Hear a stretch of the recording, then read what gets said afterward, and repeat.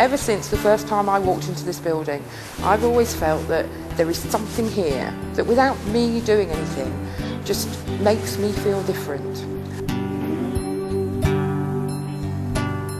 The physical environment that we're in affects how we feel, and we have this absolutely amazing opportunity to create something really unique and to build on our history rather than throwing up a new build that doesn't have any roots in history.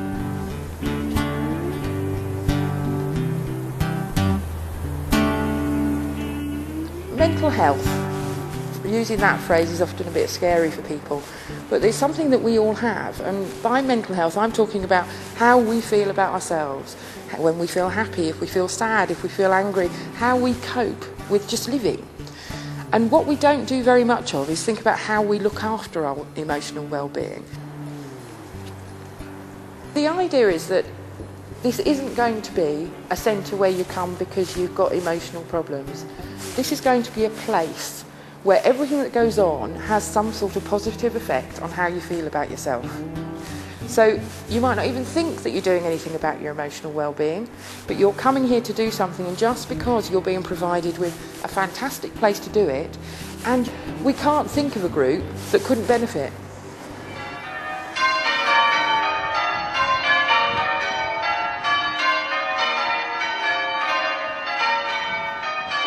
All the children and adults of the community can use it, which is a fantastic thing. It won't be just during school time, it will be for exhibitions. People can come at the weekend, during holidays, so it will be used all through the year. A long time ago, in the 800s, the Vikings came to East Anglia, to Ipswich. So I think actually coming out of the school and going into places like this, where there's so much going on, there's so many links with the past, gives the pupils something that they can actually relate to, and something they might be able to pass on both to sort of parents but also to future generations. I've done a Viking longboat. I've written my name in runes as well, and the boat name. I've drawn a Viking. He's got a helmet without horns and he's holding an axe and a shield. That bit I think survived. For the children to come along today and see a dig and a site of such historic interest, and to be able to practically put into action what they're learning is invaluable.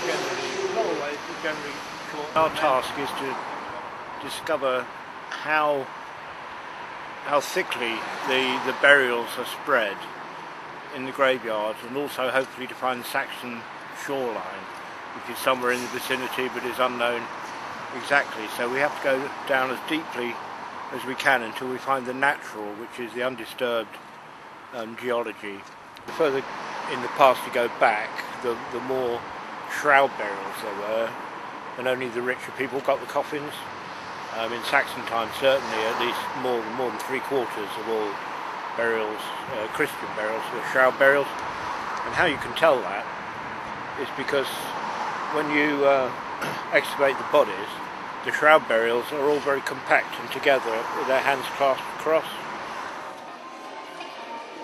This is a disarticulated cranium. If it had the lower jaw, you could call it a skull, because it's just got the top. It's always good to engage them in their local history. It isn't something that they would ordinarily think about as history. They think of history as being a long, long time ago and in other places perhaps. So it's good to actually bring it back to Ipswich and have them studying their local area.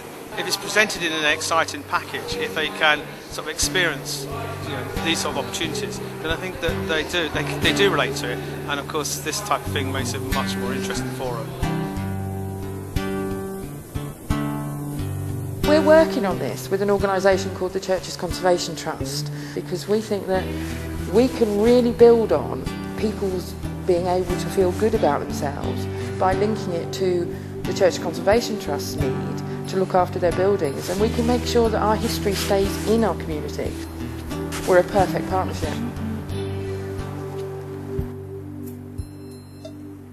This is one of 12 churches of medieval Ipswich, It was built between 1443 and 1543 when Ipswich was a great port. It represents the wealth of the goods coming into this place at the time, and it was built with one of the finest double hammer beam roofs in Suffolk. The building you see today is largely as it was in the medieval period. There's been very little alteration, but there has been several restorations. By 1870 it was one of the poorest parishes there was, and the building was in a terrible state. Fortunately, due to the efforts of local people, they got some friends together and they raised an awful lot of money to bring the building back into use, to restore it and to make it usable for the late 19th century. So it must have been very devastating in 1898 when basically the church was closed due to it being insanitary. And the reason it was insanitary was because it flooded regularly because of its position near the river, and the river water was flooding here, but also sewage came into the building as well. More money was raised and the building was brought back into use again, but the Victorians used a newfangled product called concrete, which they used in the floor. And we suspect that this concrete floor has actually caused the problems that we have with these stone columns, which you can clearly see are dissolving on us. And this is because the water underneath is being pushed down by the concrete. The water can't evaporate through the concrete floor and it's forced up the columns, which draws out the salts, which means that the building is crumbling. In 1940, a bomb falls through the chancel, smashing the roof, but fortunately doesn't explode. However, in 1942, a bomb falls just to the east of the site, which does explode and blows out, causes considerable structural damage, but also blows out all of the windows, which were full of stained glass, but now you can see are just plain glazing. The church kept open, but it was actually closed in 1948. From 1961 then to about 1973, the building was used as the headquarters of the Boys Brigade.